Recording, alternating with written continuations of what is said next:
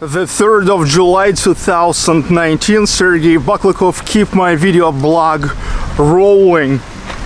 As you know, now already more than a year I live in St. Petersburg, Russia, but before that lived in the city of Ufa, the capital of the Republic of Bashkortostan of Russia, where I am again now visiting my parents. And you know, when in 2012 I started my video blog, a lot of videos was made here in the city of Ufa, but that was already when I moved to like the essential parts of the city. But for the first 25 years of my life I lived in the outskirts of the city, and this is like my Motherland district where I really was born and raised, and somehow I never showed this to you. Now, almost 7 years after, here came the time when I'm making this. Welcome to the district which is called Zaton. Zaton, Ufa, Russia. Zaton, we can exactly translate this as the backwaters, and yes, here is literally located the backwaters of Bele White River. This is the biggest river in the Republic of Bashkortostan and one of the biggest in Russia. The city of Ufa was founded in 16th century, and like most of old Russian cities was also founded on a coast of the river, Bele River, as a fortress, Kremlin. Unfortunately, in difference from Novgorod the Great or Pskov that I used to show you lately, Kremlin in Ufa was never saved until our days. But okay, so being located next to the river shipping was very much developed in the city of Ufa. Many people worked in this industry as a cargo shipping, as the river cruises. Let's say my parents used to work on a passengers river ship, and they were making a long distance river cruises from Ufa to Moscow through Volga and all of those beautiful Russian cities on Volga. And you know, the city started to settle down all the people who worked in the river shipping industry into this district, which is called Zaton, the district in the outskirts of the city of Ufa. It is really like on the border of the city. All these places now really bring back memories about my childhood, my first years of life. Here was the state music school, such a wooden two-story building, now became as old as they demolished this, moved the music school to another more modern building not far from here. And now when I study piano at the age of 35, I'm really wondering why, living just 5 minutes by walk from the music school in my childhood, I was never going here. Look, next to the music school here was a kindergarten. Now the building is abandoned, but still staying here. Look, for 5 years, every day, I was coming here, and now here is just a ruins. For many years, a lot of children, many generations of the children was coming here. Here was boiling the life, children voices, laugh. But now it's all gone.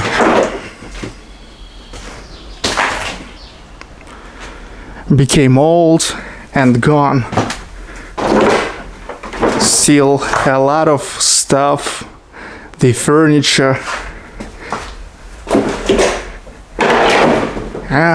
Sooner or later, but everything getting old. Nothing is eternal.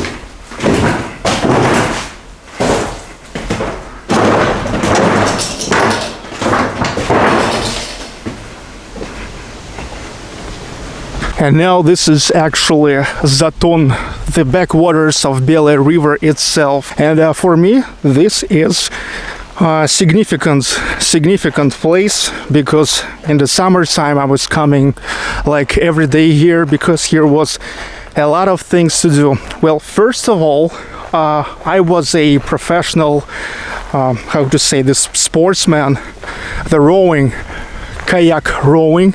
Look, they still have this sports section here. Look at those guys. Yeah, they are kayaking here. This barge staying already here for like maybe 30 years or even more.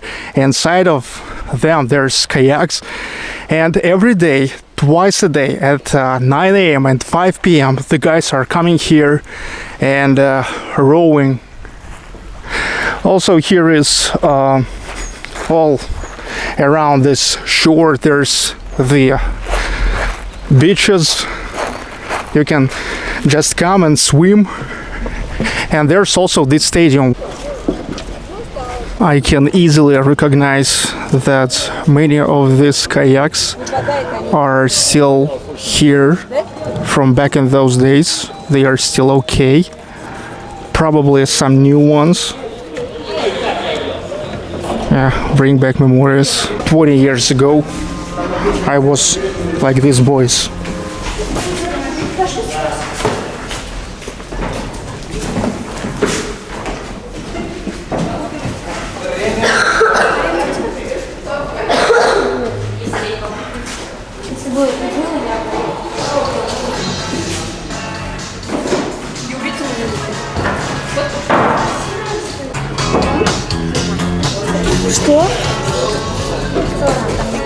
I remember that I also used to climb on the roof of this barge and was jumping right here. Akhmetov streets, the main streets of Zaton district, because it's like a central street that goes all along the district and like divides the area on two sides. And I lived here for 25 years in this residential building, Akhmetov Street 316. And I can say that back in those days, in the end of 1980s, it was one of the first, back in those days, modern buildings. 9 stories, 7 hallways long building. And I can say that back in those days I lived at one of only a few biggest apartments in the whole district, because only on the edge hallways like here and also on the other ends of the building there was 5-room apartments, or as you say in the West, 4-bedroom apartments. I lived on the 3rd floor. This was my window. Those 2 windows, the balcony, also 2 windows from another side, and yet a small balcony. We got these apartments from the government for free, because back in those days all the apartments were given for free, because my grandmother and my parents used to work for a biggest river shipping company in the Republic of Bashkortostan in the Soviet times, and they are like all together got these apartments. Even now, by today's standards, the size of these apartments, 100 square meters, considered as a pretty good area. You know, in St. Petersburg now, my apartments way smaller. I mean, like one third smaller, just 70 square meters. So I definitely lived in a pretty good conditions, that's for sure. And these 2 stories, white and red building, there used to be a public bathhouse, because many people in Zaton used to live in an old multi-flat barracks without the hot water, so they were coming here for washing. Also, until 1997, not a single resident in Zaton had the landline in their apartments. Until They finished constructing this residential building in 1997 with this facility where they located the phone station, which started to provide all the residents of Zaton with the landline phones. And I remember that I've got a beautiful number here. Still remember the number was 782878. But don't try to call this now because I do not own this already for a long time. Also, I know that now many people in Russia, they refuse to have the landlines because everybody now have the mobile phone numbers, and it has became cheap, pretty cheap, so it makes no sense to pay yet for your landline. Now it seems the building of public bath house turns into the mall, look, or business center, something like that, because I see there's the playgrounds, English school, insurance, the technic repair, dentist, barber. Once Zaton was settled with river shipping workers, so they have a river college here as well. Here it is. And that's where my father came to study when he was 14 years old. And when he finished, he became the dispatcher on a river cruise ship, and then the captain. And look, he also played in the music band of this college. In that concert hall, he played guitar and he was singing, and that's where my mother for the first time saw him and fallen in love. And ironically, now they are living right behind this concert hall in that residential building. Okay, so this is the college. They prepare the river shipping specialists. Back in the Soviet days, the river cruises over Russia was developed so much. It's mosaic Soviet artwork dedicated to the river theme. Next to college, this is a dormitory where the students are living if they are from another cities. Local park for Zaton residents, which is called Volna, the wave. Mostly it's just a green zone with a lot of woods. Here is an alley. I see they now have the lighters, which is pretty good. I don't remember them yet, even 5 years ago.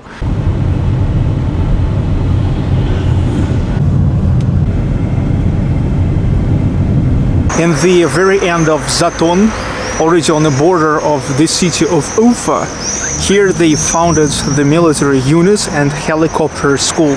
And all these districts originally was started as the residential buildings for a military people, mostly helicopter pilots and so. And now this is like an independent district.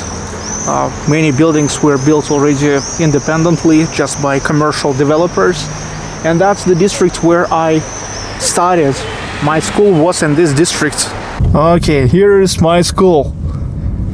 The regular state school, number 128, built also in the beginning of 1990s. Bring back a lot of memories, you know. Like absolutely a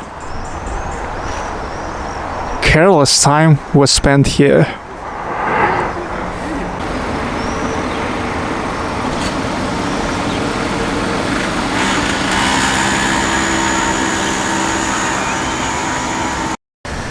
And now we are getting inside of the neighborhood in Zaton that people just call Kvadrat, what means quadro. This is an unofficial name. That's because the residential buildings that are staying here, that's 5 stories, Khrushchevka buildings and more modern compared to Khrushchevka 9-storied panel buildings. They are creating something like a block, which is like a quadro, because the buildings staying in all sides and creating the quadro. You know, back in the awful 90s in Russia, you could be easily beaten off here, because really back in those days it was a place to hang out for different mofos, mostly just teens, hard teens, complicated teens, you know. But this is so great that now those times are gone for sure. Quadro neighborhoods bordering with one of the historical neighborhoods of Zaton. Yeah, we still can see here such a wooden 2-storied multi-flat buildings.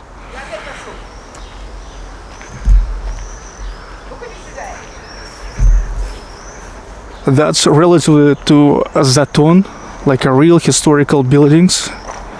They are 70, 80, some are even 100 years old. And in the same time, here is so-called private sector, where people have their own private houses. Some are cheap and old, and some are sometimes really expensive. Okay, I hope you enjoyed this video. A quick review of Motherland district, where I was born and raised. Now going to my parents' place, the new place, which is right next to concert hall, as I told you, where they are falling in love. Now they are living here. I filmed until the very evening, as you can see. A little bit here, a little bit there, slowly. So just now, at 10:30 p.m., getting back to my parents' place. We now will drink tea. Traditionally, stay tuned, keep watching, comment, like, subscribe.